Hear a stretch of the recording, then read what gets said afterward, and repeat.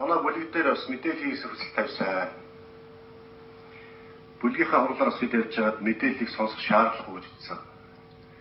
Яагаад ингэж үзсэн бэ гэхээр ер нь сүүлийн нэг жил хагасын хугацаанд Алтуурыг ерөнхий сайд маань байнга тодлоо ярьж байгаа.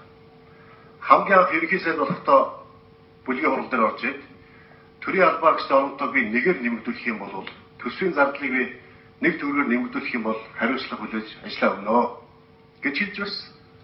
Харамсалтай нь төрийн албаа гэж тоо төсвөөс цалин авдаг хүмүүстээ 160 мянгаас 210 мянга болж 50 орчим мянгаар нэмэгдсэн байж байгаа. Төсвийн орсол зардал 400 төгрөг нэмэгдсэн байж байгаа.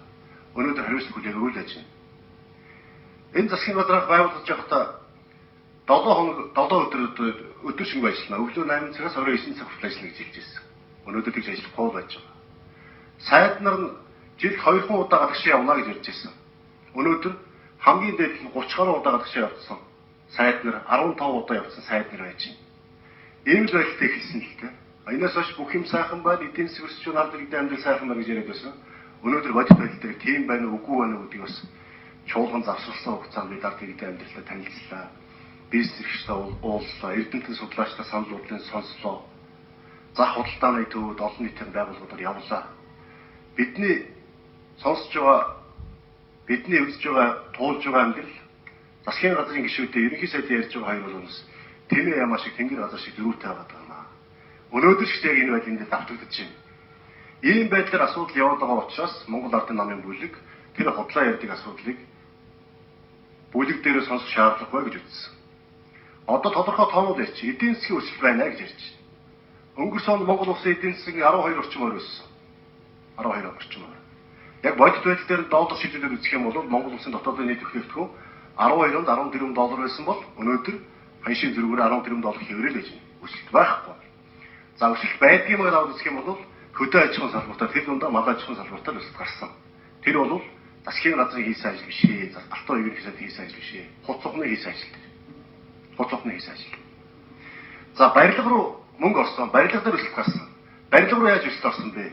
Монгол банкнаас 4 их 80 төгрөг гарч байж, зээл өгч байж өнөөдөр барилгад өсөлт гарсан. Барилгууд маань бүгд орон сууц болтсон борлогдохгүй өнөөдөр байж байна.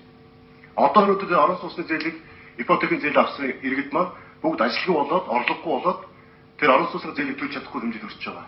Ийм байдлаар өнгөрсөн жилийн өсөлт бий болсон. За ханшиг ярьж байгаа юм. Ханш яаж өссөн? 1350 байсан өнөөдөр 1800 хүрч байна. Эдийн засгийн макро үзүүлэлтүүд. Өсөлтөө гэж ганц ярьж сайн үзүүлэлт нь. За өсөлтөө гэж одоо муугаас тарих юм бол ханшиг ярьж болж байна. Гадаад худалдааны алдагдлыг бас эдгээр ярьж байна. Алдагдал буурсан бүх юм сайхан болж байна гэж. Импорт буурсан. Суудлын автомашины тоо 500 сая доллар буурсан гэж Батбаяр сая хэлж байна. Энэ яасан бэ? Иргэд орлогогүй болсон, хоригдлолгүй болсон, суудлын автомашин худалдаж авах нь үтэй хэл өнөөдөр идэх өмсөх юм уу? Нөгөө гидс цатгалан мөр үтэй амьдрах бололцоо байх болох суудлын автомашин худалдаж авч чадхаа болжээ. Үүнээс болж болсон. Ачааны автомашины тоо буурсан, импорт буурсан. Яагаад буурсан бэ? Бүтээн байгуулалтын ажил хийгдэхгүй байна. Бизнесийн орцсон муудсан байна.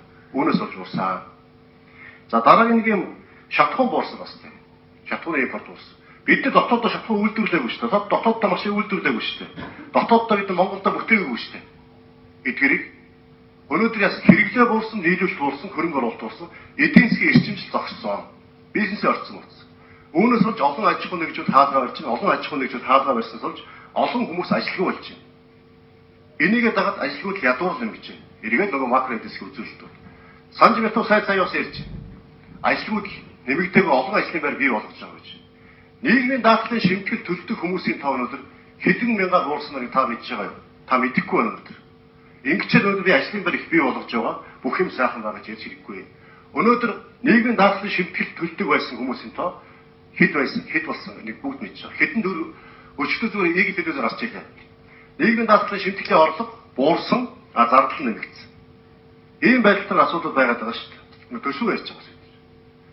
Төсвийн алдагдлын хэмжээ төсөв өнгөрсөн онд ямар хэмжээний алдагдaltaа бид нар байлаа өнөөдөр ямар хөө эхний 3 сарын байдал ямар алдагдaltaа явж бүгд мэдж байгаа. Төсөв. Яагаад төсвийн орлого биелэхгүй байгаа? Нөгөө татвар төлөгчд бол татвараа төлж чадахгүй байна. Татвараа яагаад төлж чадахгүй байгаа? Бизнесээ орцсон мөцсөн эдийн засаг муудсан байж. Ийм учраас татвараа төлж чадахгүй байж.